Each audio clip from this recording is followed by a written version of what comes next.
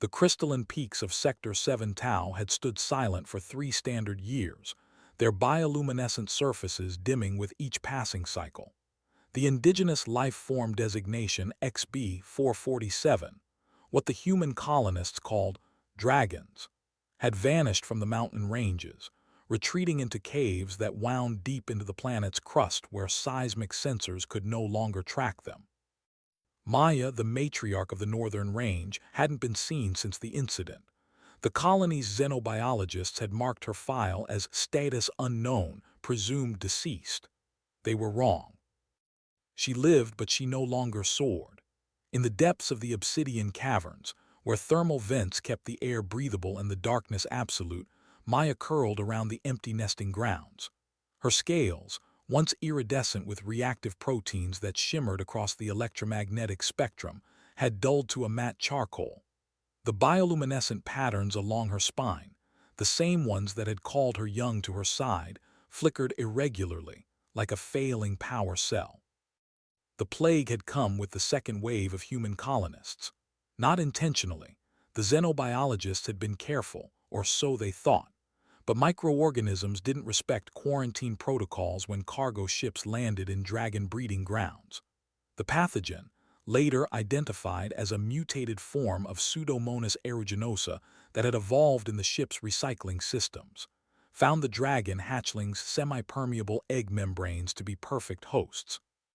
Maya had lost all 17 of her young within a single lunar cycle. William Chen was 12 standard years old when his surveyor parents died in a rockslide near the Copper Flats. The colony administrators had placed him in the youth center, a prefabricated structure that smelled of recycled air and institutional meals. He lasted 3 weeks before he ran. The wilderness called to him in ways the adults couldn't understand. While other children feared the alien landscape, William saw patterns. The way the hexagonal plants oriented toward the binary suns, how the silicon-based insects built their hives in precise mathematical spirals, the migration routes of the glass-winged avians that never deviated more than 0.3 degrees. He'd been tracking a rare iridium deposit for 6 days, using skills his geologist father had taught him when his portable scanner died. The solar charger had cracked during a climb, and now he was 40 kilometers from the nearest outpost with night approaching. That's when he saw the cave. Not just any cave. This one radiated heat signatures visible even without equipment.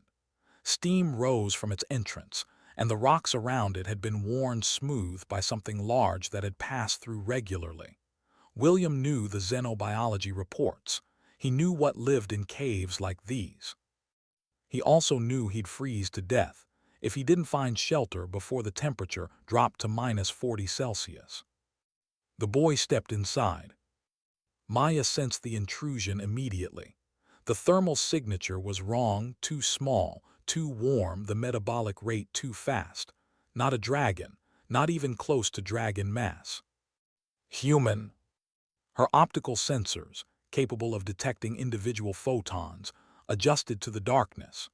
The creature was barely a juvenile by her species standards, carrying primitive equipment and shivering despite its synthetic thermal layers. Its fear pheromones saturated the air, adrenaline, cortisol, the distinctive chemical signature of a mammalian threat response. She should have incinerated it. The ignition chambers in her throat could generate temperatures exceeding 2000 Kelvin. One controlled burst of superheated plasma, and the human would be constituent atoms. But something stopped her. The boy wasn't running. He'd seen her. Those inadequate binocular eyes had registered her mass, surely, yet he stood still. His breathing pattern suggested terror, yes, but also calculation. The same pattern she'd observed in her own young when they'd first encountered complex problems. "I'm sorry," William said, his voice cracking. The universal translator on his collar rendered the words into a frequency Maya could process. "I don't mean to intrude, I need somewhere warm, just for tonight. I'll leave at sunrise." Maya's analytical mind, a brain that could calculate orbital mechanics and molecular structures, process this. The human was requesting temporary shelter, shelter she had in abundance, shelter that echoed with absence. She pulled her massive frame tighter, creating a space near the thermal vent but far from her body. A clear message: you may stay, but keep your distance. William understood. He'd studied enough animal behavior to recognize a conditional tolerance. He moved to the indicated spot, set down his pack, and began the practiced routine of making camp.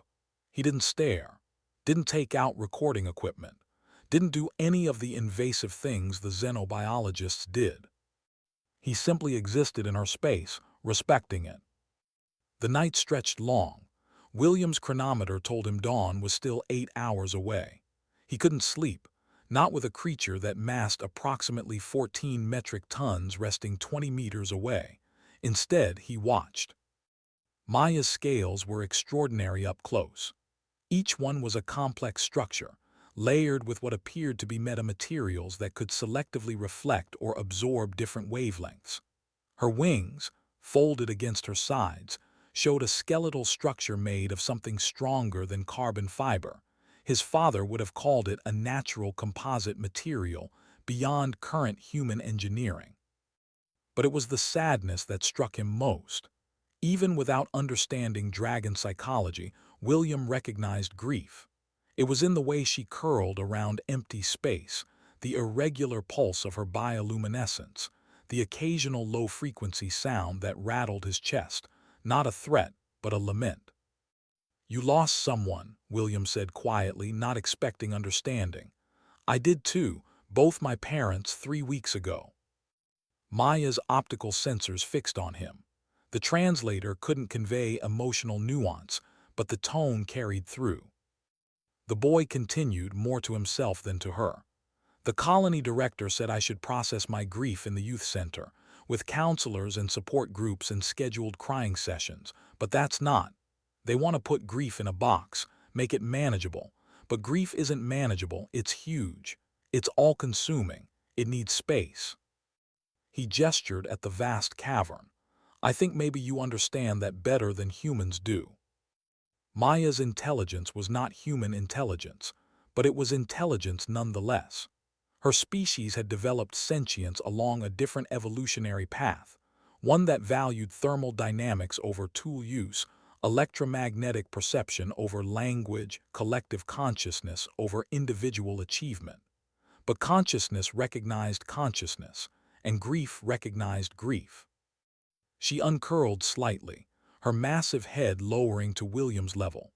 Her eyes, compound structures with over 10,000 individual photoreceptors, studied him with an intensity that should have been terrifying. Instead, William felt seen. Over the following days, William didn't leave. He told himself it was practical.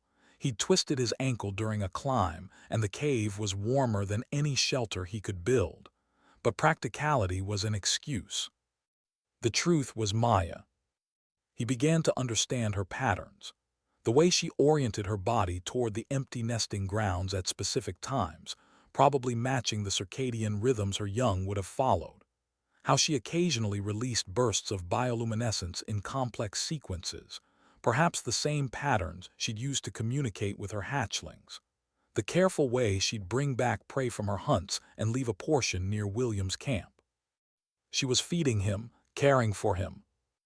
William reciprocated the only way he knew how. He talked.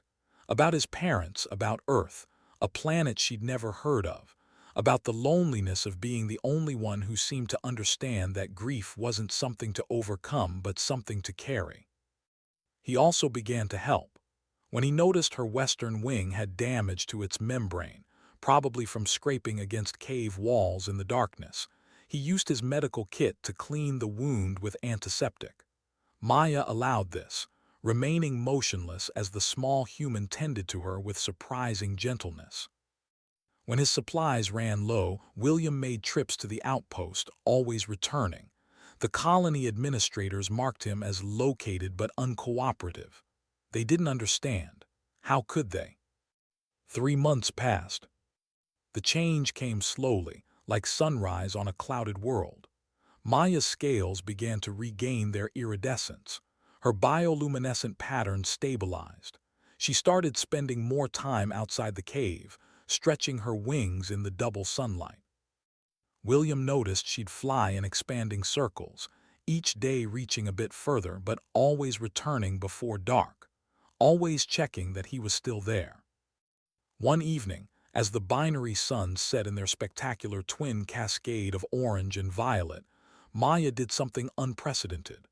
She lowered her massive body and angled her wing, an unmistakable invitation. "You want me to?" William's heart hammered. "Are you sure?" Maya's response was to remain perfectly still, waiting. William climbed onto her back, finding natural holds in the overlapping scales. The moment he secured himself, Maya launched skyward with a power that pressed him against her spine. They rose above the obsidian caverns, above the crystalline peaks, above the clouds themselves. The world spread below them in impossible beauty. From this height, William could see the patterns his father had tried to teach him, the geological formations, the mineral deposits, the way everything connected in vast, intricate systems. But more than that, he understood what Maya was showing him: perspective. From up here, the grief didn't disappear, but it became part of a larger whole. The empty nesting grounds were still empty, his parents were still gone, but the world continued its magnificent, terrible, beautiful turning. They flew for hours, two beings from different evolutionary paths, united by loss and by the courage to carry each other through it. When the xenobiologists finally tracked William down 6 months later, they found something that would reshape humanity's understanding of cross-species relationships. The boy had built a permanent camp at the mouth of Maya's cave. He taught himself dragon communication through bioluminescent patterns. He documented everything with the precision of a natural scientist. But more importantly, they found Maya caring for him, not as a pet or a curiosity, but with the deliberate gentleness of a mother who had learned to love again. The Dragon Queen had not replaced her lost young. Grief doesn't work that way, and Maya's intelligence was too sophisticated for such simple substitution. But she had found something equally profound: the understanding that care and connection can coexist with loss, that opening yourself to another being doesn't diminish the memory of those you've lost. And William, the human boy who had nowhere else to belong, had found his home in the most unlikely place, in the shadow of wings that could blot out suns, in the care of a being who knew that sometimes the bravest thing you can do is let yourself be seen in your grief. The colony eventually gave up trying to relocate him. William Chen became the first official human-dragon cultural liaison, a position created specifically for him.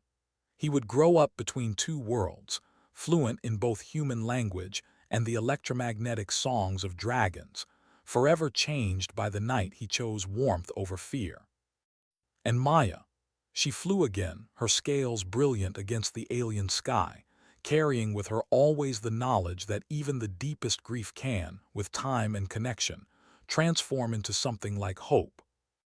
Not healed, never healed, but whole enough to continue.